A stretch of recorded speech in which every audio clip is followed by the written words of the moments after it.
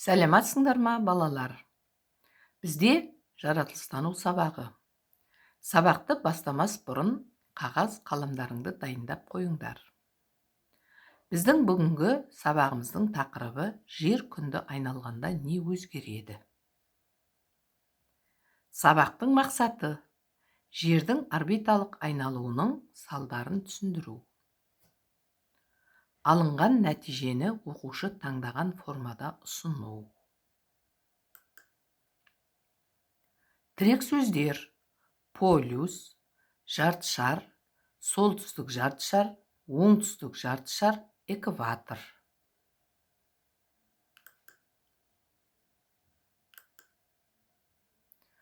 Сен бұл сабақтан бүгін жердің күнді айналуынан қандай құбылыс болатынын білесің. Оның табиғатқа әсерімен танысасың.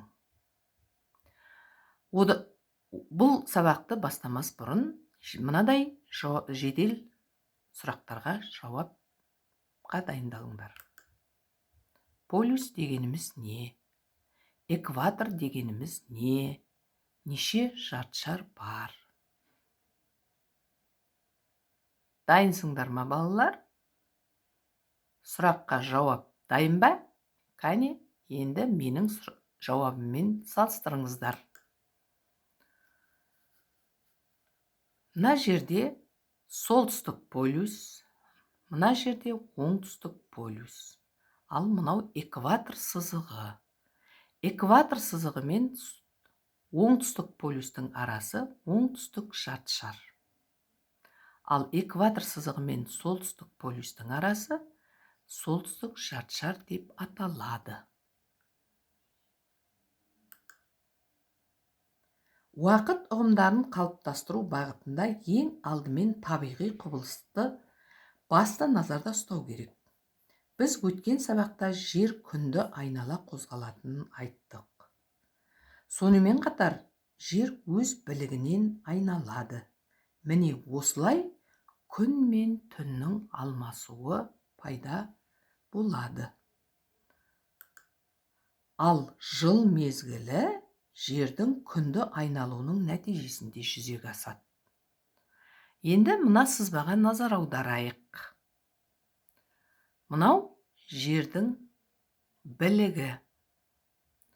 Байқасаңдар, жер орбитасының жазықтығына жердің білігі сәл еңкіш орналасқан. Міне осыдан келіп, жердің жыл мезгілдерінің ауысуы жер шарының барлық аймағында бірдей емес екені шығады. Яғни, жер өз білігінен айналады дедік. Бұл кезде күн мен түн ауысу жүзеге асады. Ал жердің күнді айналуынан жыл мезгілдерінің ауысуы жүзеге асатынын айттым. Енді мына суретке қарайық. Жаңағы міне күн. Мынау күнді айналып жүрген жердің жыл мезгілдеріне байланысты орналасуы. Жер бетінің температурасы күн сәулесінің қалай әрі қаншалықты түсуіне байланысты. Қыс айларында солтүстік жартышарға күн сәулесі аз түседі. Ол мына жерден қарасаңдар болады. Мінекей, қаңтар қыс айы.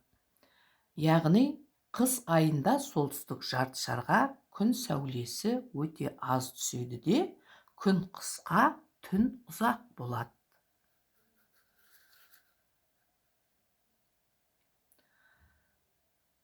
Осыдан келіп, солтүстік полюстерде поляр түндері басталады.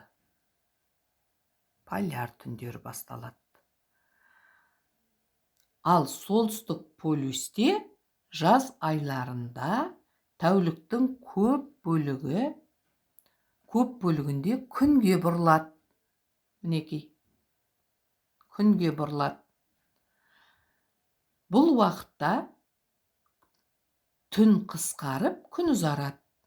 Бұл кезде солтүстік полюсте поляр күндері басталады.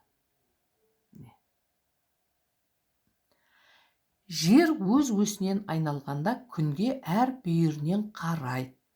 Ол өз орбитасына сәл еңкіш орналасқандықтан күн сәулесі бір жартышарға тік түседі, бір жартышарға көлбеу түседі. Мінекей, мына жерде мына оңтүстік жартышарға тік түсіп тұр да, солтүстік жартышарға көлбеу түсіп тұр. Ал мынада мына жартышарға тағы да оңтүстік жартышарға тіке түсіп тұр, солтүстік жартышарға көлбеу түсіп тұр.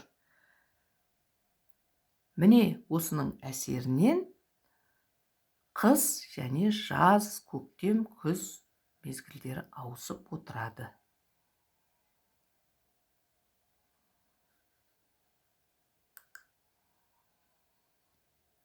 Енді ойлан топтас әдісімен мына сұрақтарға жауап беруге дайындалыңдар. Қағаз қаламдарыңды аламыз. Сендер бір дейсіңдер де, сосын жауабын жазасыңдар. Екі дейсіңдер де, жауабын жазасыңдар. Басқа сөздердің қажеті жоқ. Ал мен оқып шығайын. Сендер жауаптарың дайын болса, жаза берулеріңізге болады. Бірінші, жердің өз өсінен айналуға кеткен уақыты қанша сағатқа тең? Екінші, жер өз өсінен айналуының нәтижесінде не ауысады? Үшінші, алғаш 21-22 маусымда не болады? Төртінші, 23 қыркүйек күні күн мен түннің теңелуі қалай аталады? Бесінші, солтүстік жарты шарында ең ұзақ күн қалай деп аталады? Алтыншы, солтүстік жарты шарда ең ұзақ түн қалай деп аталады? Жетінші, соңғы сұрақ. Жер күнді межелеген уақытта толық айналып өтуін не деп атайды? Ал сұрақтарыңды жаза беріңдер. Сосын сабақ біткеннен кейін маған жібересіңдер. Сұрағымыз дайын ба? Жауаптарымыз дайын ба? Кәне енді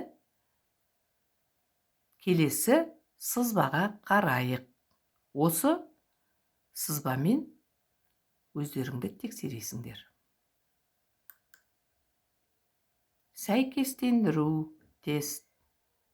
Ең ұзақ күн 22 маусым екен.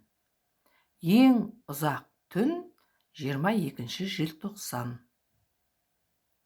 Күзгі күн теңелу 23 қыркүйекте жүзеге асады екен. Көктемгі күн теңелу 22 наурызда. Жер білігінен айналу уақыты бір тәулікке тең, яғни 24 сағат. Жердің күнді айналу уақыты бір жыл, яғни 12 ай.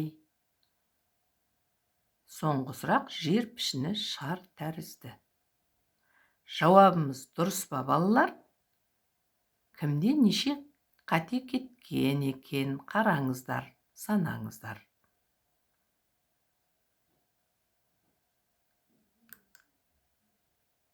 Енді сендер мына сұрақтарға жауап табасыңдар. Ол үйге тапсырма. Жер неліктен жылына бір рет жақындап, бір рет алыстайды? Екінші, жыл мезгілдері не себепті ауысып отырады? Үшінші, сендер тұрған жерде қыс, көктем, жаз, күз маусымдарына қандай айлар жатады? Төртінші, қандай жағдайда жыл мезгілдері ауысады? Бесінші, сендер тұрған жерде күз оңтүстік жартышардағы осы ендікте жылдың қай мезгілі? Сұрақ түсінікті ма, балалар? Осы сұрақтарды іздеп табасыңдар. Яғни келесі сабақта бұл сұралады. Жер күнді қанша уақытта бір рет айналып шығады? оған да жауап дайындайсыңдар. Ары қарай тағы да үйге тапсырма. Оқулықтың 62-63 бетті оқу. Екінші, экваторда жыл мезгілдері қалай өзгереді? Осы сұрақтың жауабын іздейсіңдер. Өз білігінен айналмаса, жер бетінде қандай жағдай орын алар еді? Ойланып көр. Төртінші, жер бетінде жыл маусымдары неліктен және қалай ауысады?